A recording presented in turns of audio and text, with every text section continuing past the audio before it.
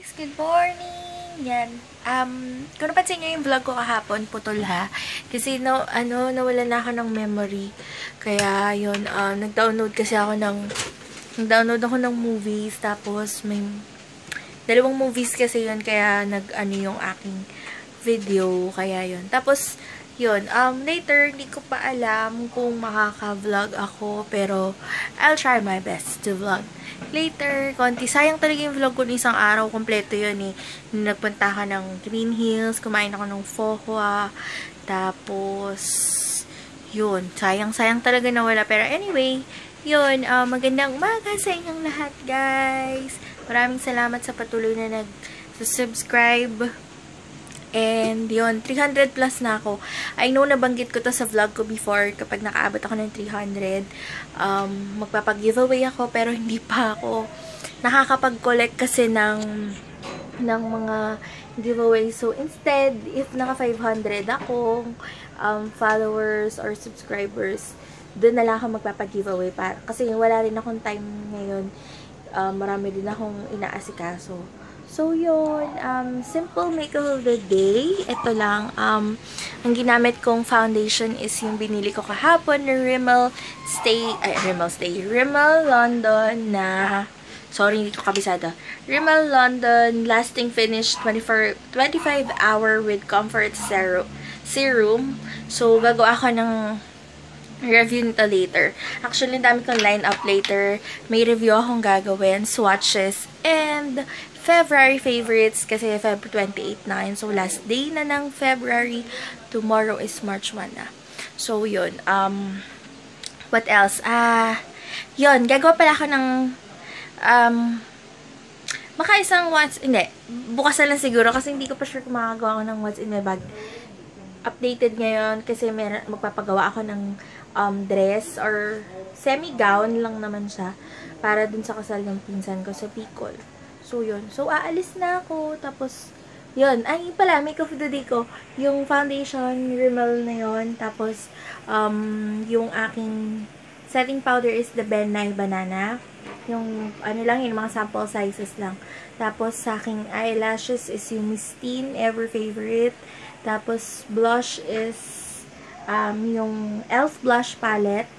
Tapos, nag-contour lang konti, pero hindi ata halata. Yan, konti lang yan. NYC, and then lips ko is yung ever favorite ko na NYX Soft Matte Lip Cream ng Milan.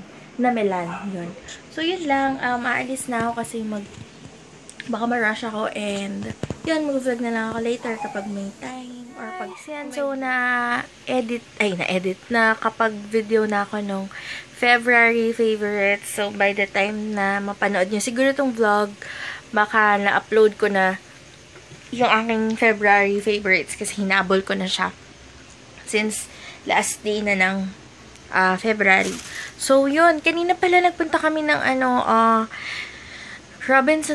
Robinson's Place, pero hindi na ako nakapag-vlog kasi itong phone low bat. So, yun. Nakalimutan ko kasi siyang i-charge yung gabi.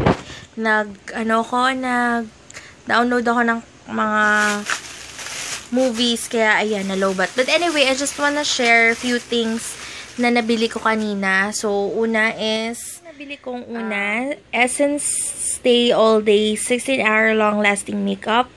I've heard good reviews about this, kaya bumili na ako, and I am in the shade Soft Beige. Tapos, for 319 lang siya.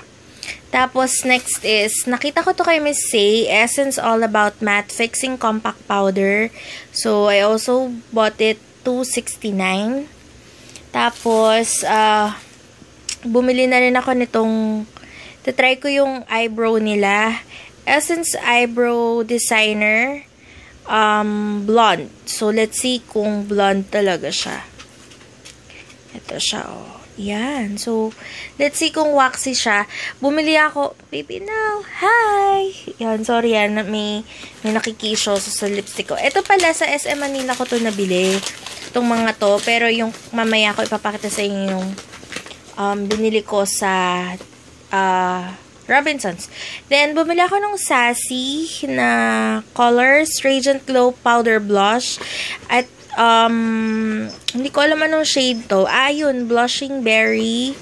So, hindi ko man ipapakita. Tapos, ito, bumili rin ako ng pressed powder with vitamin A, C, and E oil control, mattifying UV protection. I believe warm beige. Ayun, warm beige yung shade niya. So, yun. Tapos, nakabili ulit ako ng t-shirts. Ito sila.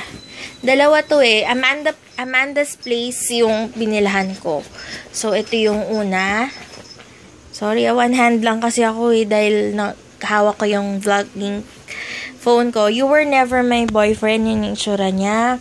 And then, next is, simple shirt lang siya, tas nakalagay, Brooklyn. Asan na kayo?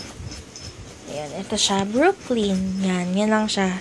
So, I got this each na 200 pesos.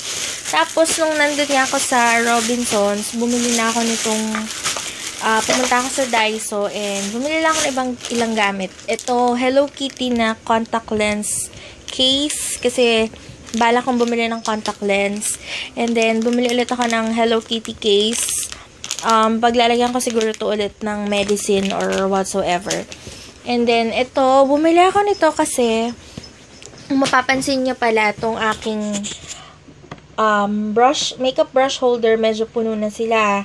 So, ang balak ko, this one, paglalagyan ko siya ng mga eye tools. Yung eye makeup tools ko, eye makeup brushes. So, para hindi sila masyadong crowded dito sa makeup. Hi guys! Good morning! Sorry, hindi niyo ako makita kasi madilim pa yung aking room dahil nakasarado pa yung curtains ko. Pero, yun. Gusto ko lang sanang sabihin kagabi kasi naputol yung vlog ko. So, kaya baka nagtataka kayo kung bakit siya putol.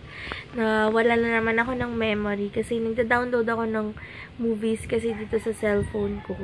So, medyo limited na lang yung space for videos. But anyway, yun, gusto ko lang mag-say sa inyo ng thank you for watching, and yun, see you on my next vlog kasi mag-vlog ulit ako mamaya, pero nag-ano lang ako ng sinabi ko lang sa inyo kung bakit siya na putol. So, yun, thank you for watching. Bye!